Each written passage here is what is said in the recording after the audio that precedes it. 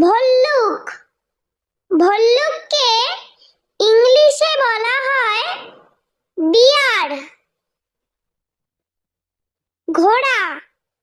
ঘোড়াকে ইংলিশে বলা হয় হর্স। জিরাফ।